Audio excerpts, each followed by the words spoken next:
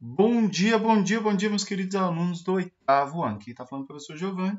Estamos no PET 2, semana 1, explicando o conteúdo, né? Mas antes disso, inscreva-se no nosso canal. Se você já é inscrito, acione o sininho para receber notificação sempre que um novo vídeo for lançado e deixe o seu like no nosso vídeo. O tema são os mecanismos de reprodução.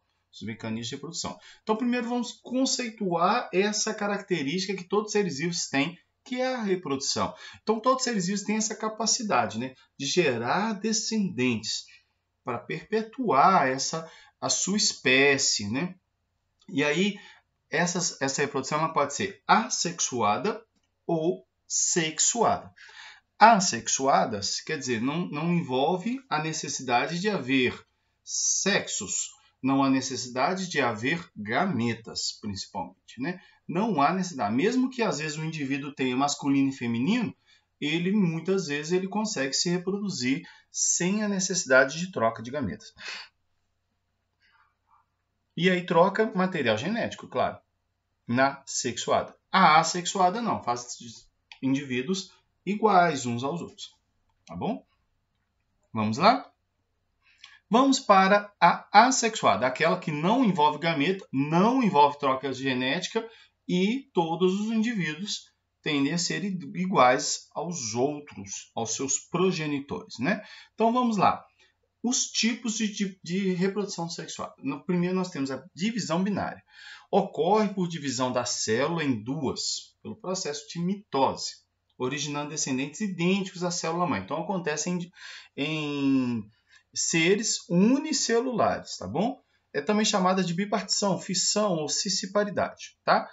Bactérias, protozoários, fungos unicelulares, como as leveduras, também fazem a divisão binária, tá bem? Então, olha o que acontece. Um vai formando o outro. Isso é um vídeo acelerado de uma reprodução de bactérias, tá? De bactérias. Um bacilo, ou um bastonete, não sei, não dá para ver direitinho a imagem, né? Mas é um bastonete, porque bacilo ele teria o rabinho, né? Então é um bastonete, tá? Então, olha como é que acontece a reprodução. Um forma o outro forma outro, aí você pensa, um forma dois, dois forma quatro, quatro forma oito. Por isso que chama, né, divisão binária. Vai crescendo assim, dessa forma. E se tem um meio propício, os seres unicelulares reproduzem com força, tá? Então tá aí como é que funciona, né? Uma célula, no caso aqui é uma bactéria, né, com seu material genético organizado nessa molécula circular lá no citoplasma, não tem membrana nuclear, né, lembrando disso. E aí forma dois iguais, tá? Isso lá é procarionte. Aqui no eucarionte a gente vai vendo que os cromossomos se duplicam, ocorre a separação de centrômeros, aquela coisa toda, né? As fibras de fuso e forma outra. Isso aqui, no caso, um protozoário e um fungo geralmente vai ser produzido dessa forma, tá? Então, já o brotamento são pluricelulares. O organismo forma broto na superfície do corpo. Eles desenvolvem formando outros indivíduos que podem permanecer ligados fisicamente, formando colônias ou soltar-se do organismo adulto. Isso acontece nas esponjas marinhas, hidras, plantas, né? Acontece muito o brotamento. Nós vamos ver que há diferenciação, diferentes tipos de brotamento daqui a pouquinho, tá? Mas primeiro vamos ver esse aí. O broto nasceu, às vezes ele separa, às vezes fica junto, não é? Então tá aqui também um outro que é uma hidra, né? Olha o exemplo aí, ó, que bonitinho, que gracinha ela separada aí. Então tem aqui o esquema, né? Vai aparecendo, vai formando. Eu não coloquei da planta não, porque a planta a gente já viu, né? Mas da planta nós vamos separar esse processo. Mas nesse mesmo aí, nas esponjas, pode ocorrer a gemulação, que é quando o meio não está oferecendo condições boas para o desenvolvimento, né? Aí ocorre, né, essa gemulação, que é a formação como se fosse um broto, só que dentro do indivíduo, protegendo-o, né? Então está aqui a separação, a divisão, né? A distinção entre brotamento e gemulação. Então a formulação de brotos no corpo para fora e a gemulação é para dentro, forma uma gêmula, algo que vai proteger aquele indivíduo para quando tiver condições melhores ele possa desenvolver-se, tá? Frio, seca, isso ocorre muito em esponjas de água doce, tá? Esponjas ducícolas, tá bom? Já a esporulação, né, são formadas de células reprodutoras, denominadas esporos, que são liberadas e germinam. É como se fosse uma semente, professor? É como se fosse uma semente, mas não ocorreu a fecundação de um gameta masculino com gameta feminino, para, né, a osfera, para poder formar uma semente. Não, ele já é do próprio indivíduo, forma aquela cópiazinha, né? É uma célula cópia que vai formar outros indivíduos, né? Então tá aí um fungo liberando seu esporo. Olha que doideira, né? Principalmente dia de chuva eles gostam muito de liberar, por isso o cheiro de chuva. O cheiro de chuva está associado aos fungos, principalmente, tá? Do solo, que liberam seus esporos. Então tá aí o pão mofado aí. E aí tem um bolor, né? O bolor lá do pão, aí forma. Aí ele vai formar o esporângio, o esporo. Vamos ver essa estrutura mais de perto? Então aqui, ó. É isso aqui, ó.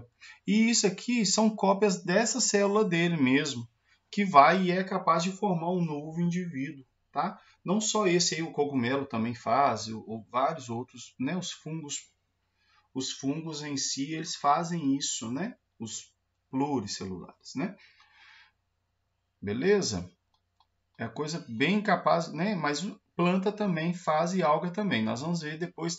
Tem planta que tem um ciclo diferenciado, né? Que tem forma de a fase esporófita e a fase gametófita. Mas nós não vamos falar disso aqui agora, não. Mas depois você vai ficar vendo isso aí.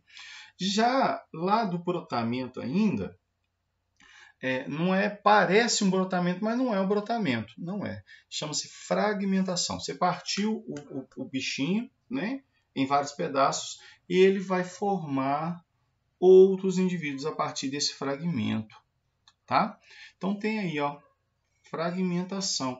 Essa é uma planária, tá? Um bichinho que vive na água doce, não causa problema nenhum, é de vida livre, tá? Não é um parasita. Se você cortá-la, ela vai formar outros indivíduos. Tá? Principalmente quando corta no meio. Se você cortar no meio, ela vai formando e dividindo assim.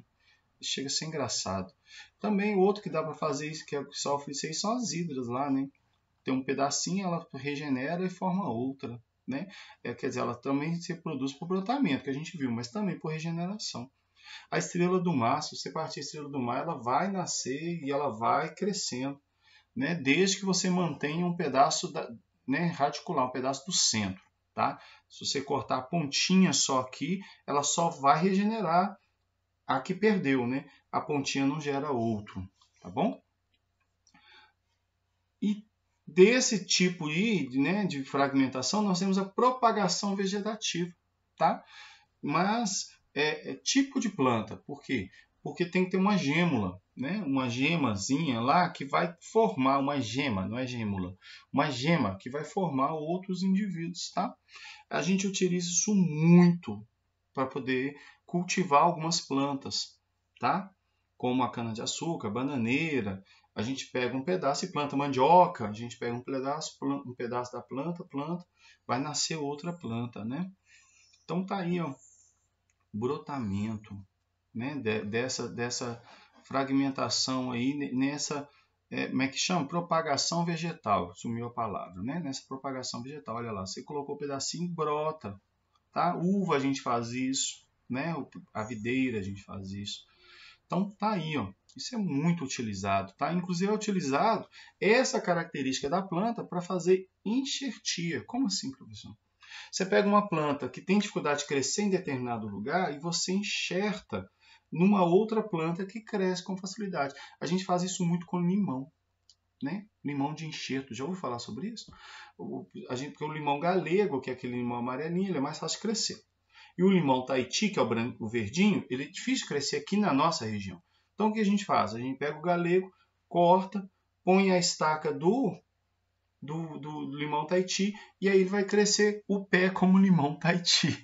É incrível isso. Às vezes tem gente que faz meio a meio. É sério isso. Às vezes dá meio a meio galego, meio limão Tahiti. É possível. E é uma técnica boa, porque propicia a produção, tá? Propicia a produção. Ele produz muito, mas ele tem dificuldade de crescimento. Outra aí também que a gente conhece muito fácil aí, né, as suculentas, né, que a gente vai jogando.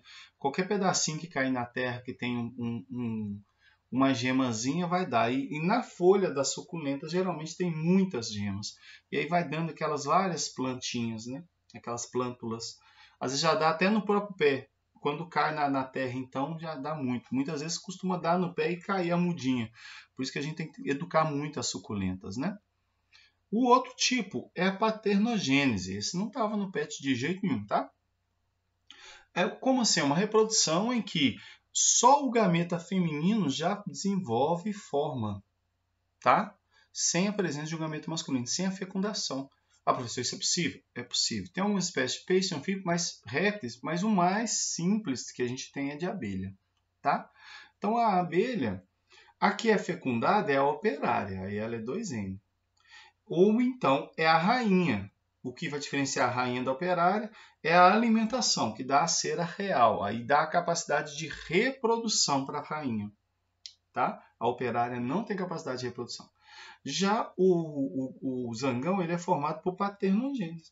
Só o óvulo já fecunda, fecunda não, né? Já cresce sozinho e forma o zangão, que só tem característica de reprodução. Ele forma os gametas por mitose, não é meiose, né? Por mitose, porque ele já é haploide, e aí ele fecunda a rainha e a rainha vai gerar as operárias ou outras rainhas, né? Aí muitas vezes a rainha põe ovos, né? Põe os óvulos sozinhos, sem fecundação, que vai formar outros zangões. Legal, né? Legal, você não conhecia isso, né? Então tem aí, né, os tipos de reprodução assexuada, né? Nós temos a cisciparidade, a regeneração, brotamento ou gemiparidade, laceração ou regeneração, né? Nós temos aqui também a esporulação, né? E a gemulação. E tem também a estrobilização. O animal divide seu corpo em vários fragmentos, né? Sentido transversal. E cada fragmento forma um novo organismo. Isso aqui acontece nas hidras, né? Vai formar as águas vivas, né? As águas vivas nascem por esse... É um tipo de brotamento, né? É um tipo de brotamento. Mas não chega a ser um brotamento mesmo, não. E aí lembra, não envolve gameta. Não tem troca gasosa. Não tem troca gasosa. Oh, meu Deus do céu. Não tem troca de gameta. Não tem troca genética. Não tem troca genética. Meu Deus do céu. Nem vou editar o vídeo, não. Vou deixar o erro aí, porque a gente vê que às vezes a gente esquece as coisas. Então, mas aí tem um detalhe. Ele forma seres geneticamente idênticos. Uma vantagem. Gasta pouca energia. Por quê? Porque o ser já nasce pronto. Não é? Outra vantagem, um ser sozinho consegue colonizar uma região. Mas a desvantagem, todos são idênticos. Isso é desvantagem, porque se aparece uma doença, ataca a todos. Tá bom? E aí, para poder ocorrer alteração, é só com uma mutação. Aí vai ter alguns indivíduos diferentes ali naquela região. Mas demora o processo, né? Demora o processo. Eu não estou falando que todas as esponjas do mundo são idênticas. Elas são diferentes.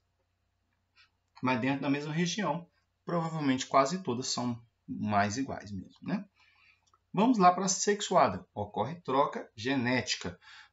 Ocorre troca de material genético. Ocorre a formação de gametas, né? Então, primeiro, né, essa reprodução sexuada, diferente da sexuada, a presença de gametas, troca de material genético.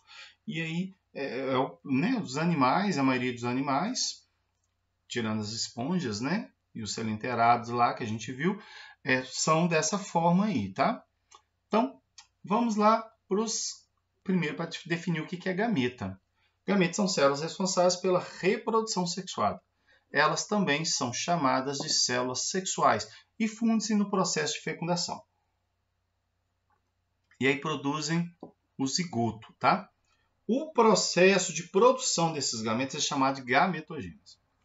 Lembrando, o gameta tem metade do material genético do indivíduo. Por exemplo, o seu gameta, o meu gameta, tem metade do meu material genético. O gameta ele é formado por meiose, tá? Parte do material genético no meio.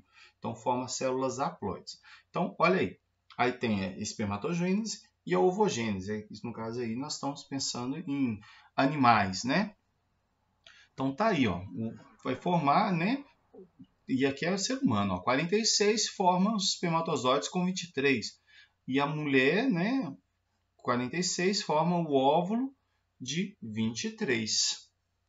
Tá? Lembrando que a ovogênese da mulher, né, obviamente que é na mulher, né, ocorre durante o processo de formação fetal mesmo já, durante todo o desenvolvimento. Ela já nasce lá com todos os seus óvulos formados. Já o homem não, a espermatogênese acontece todo dia, toda hora, o tempo todo.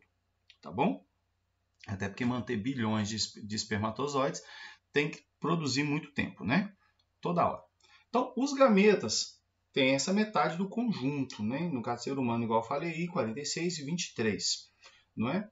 E aí, quando encontrar o filho formado daquela fecundação, ele tem 23 do pai e 23 da mãe, tá? Por isso que tem metade do pai e metade da mãe.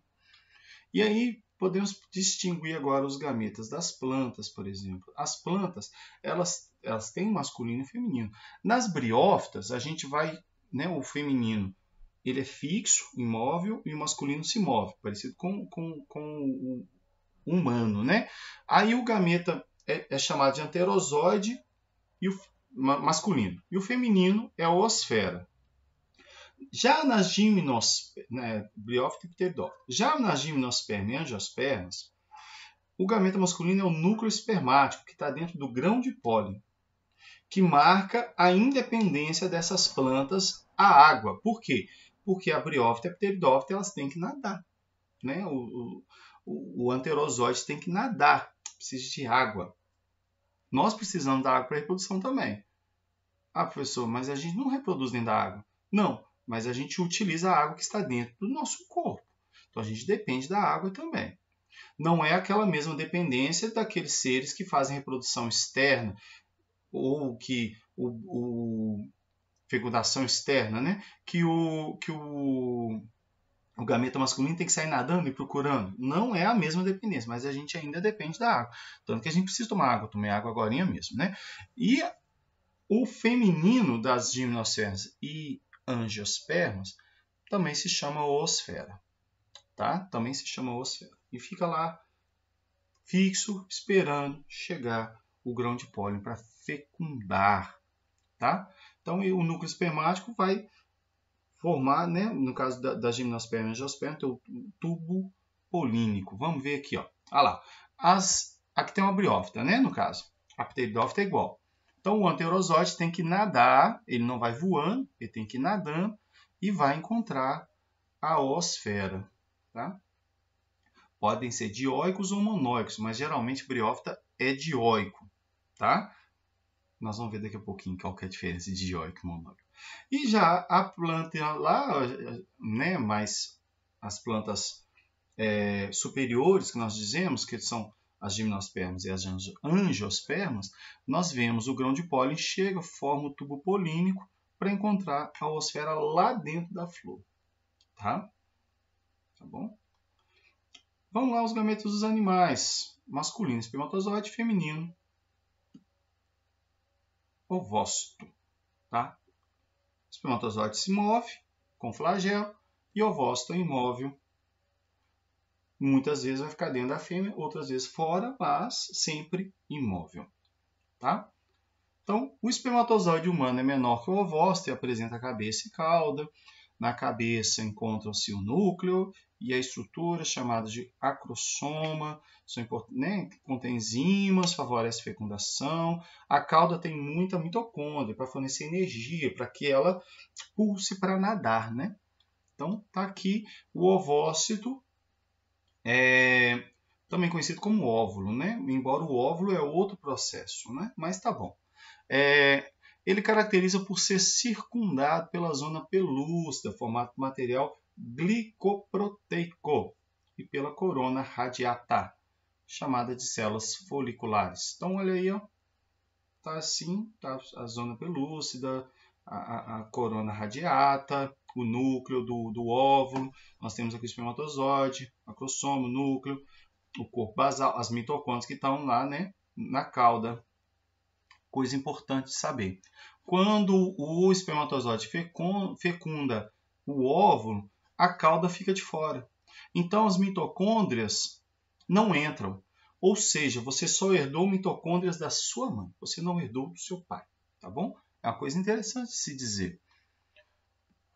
Vamos agora diferenciar o que eu falei já de monóico e dioico, né? Dei spoiler, né? Então, vamos lá. Reprodução sexuada, né? Os organismos podem ser dioicos, que apresentam sexos separados, macho e fêmea, ou monóicos, aqueles que possuem os dois sexos, masculino e feminino. Consequentemente, produzem os dois tipos de gametas. São hermafroditas, tá? Como as minhocas. Nós vamos ver agora.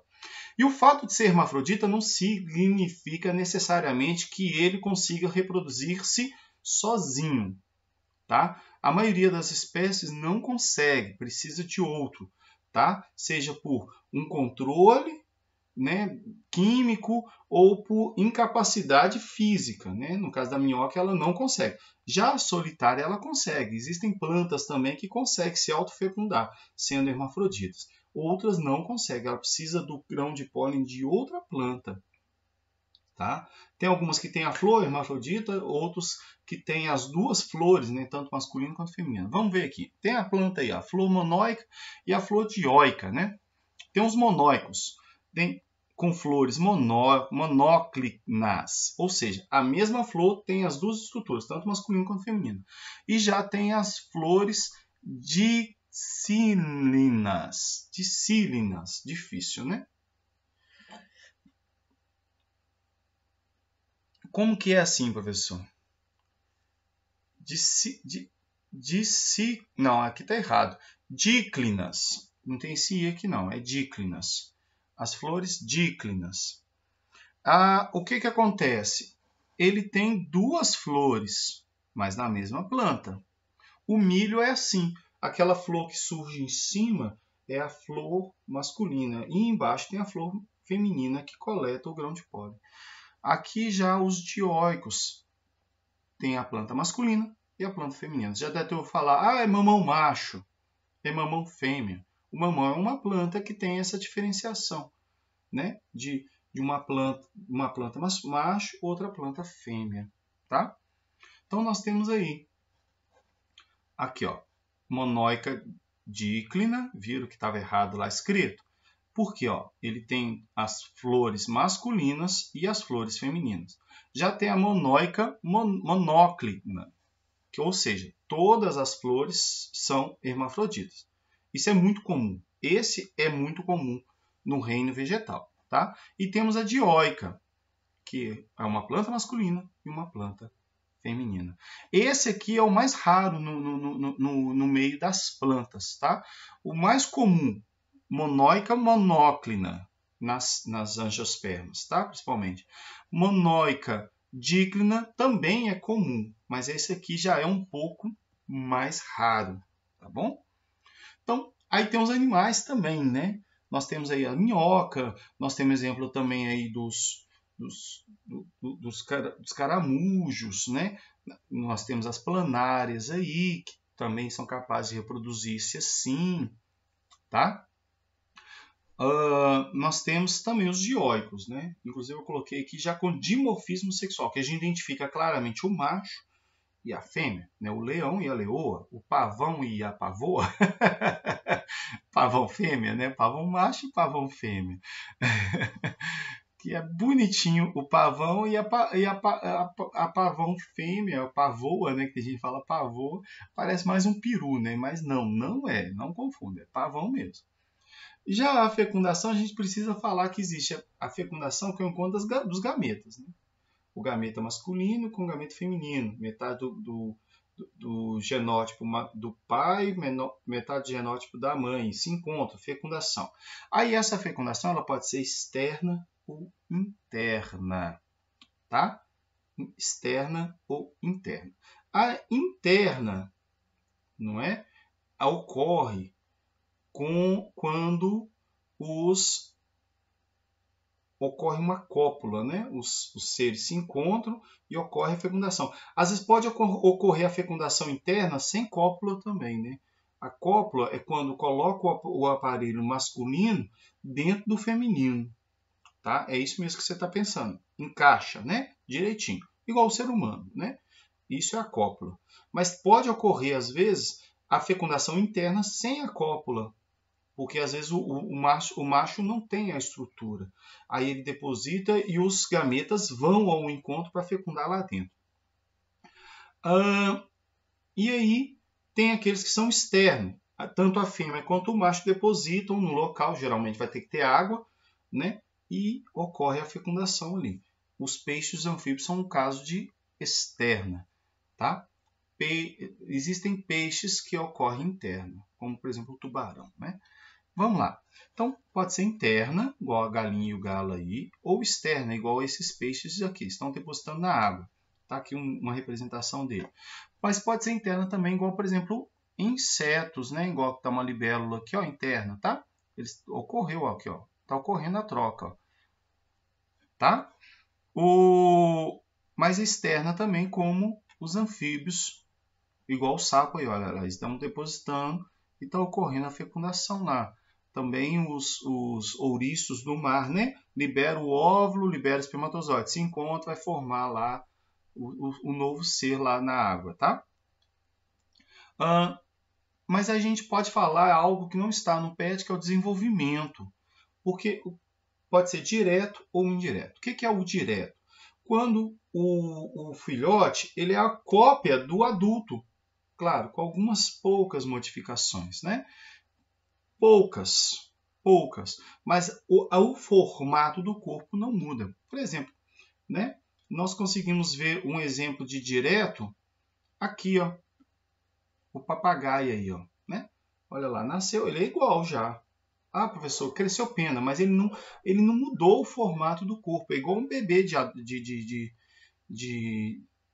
do ser humano, né? Já o desenvolvimento indireto, o organismo ao nascer é completamente diferente. Por exemplo, a larva lá a borboleta, né? A larva dela é a lagarta. Olha que transformação louca que é. A larva o girino lá do sapo, o alevino do peixe, são transformações, né? Transformações grandes. Por exemplo, lá do girino, ele não tem nem perna, não tem pata. A lagarta também, olha lá, forma asas, coisas assim, bem diferentes, né? Isso nós chamamos de metamorfose. Tá? Então, o indireto ele envolve metamorfose.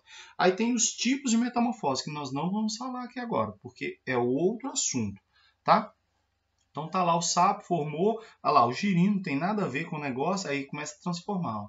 E aí aparece o sapo, aí, né, perde a cauda, forma os órgãos anteriores e posteriores, é bem diferente, tá?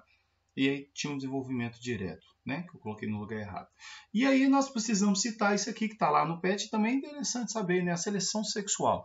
O que é a seleção sexual? É um ramo da seleção natural que Darwin pegou e falou que a fêmea seleciona o macho. Isso seleciona uma característica, né? Querendo ou não, é uma seleção natural. Só que um tipo dela, né? Que é a seleção sexual, tá? Então, olha lá, o leão mais forte, né? O pássaro que canta mais bonito, o pássaro com a plumagem mais bonita, o pássaro que faz a dança mais bonita, como está citada lá no PET. Às vezes ocorre uma briga física, né? Igual os alces têm uma briga, o leão tem uma briga. Então, ou seja, elas selecionam aquele que traz uma característica vantajosa para ela. O que faz o ninho melhor, o que faz uma toca melhor, como João de Barro, né, por exemplo. Então, são características que são selecionadas pela fêmea, tá bom? Nós ficamos por aqui. Fique bem, com Deus. Tchau, até a próxima.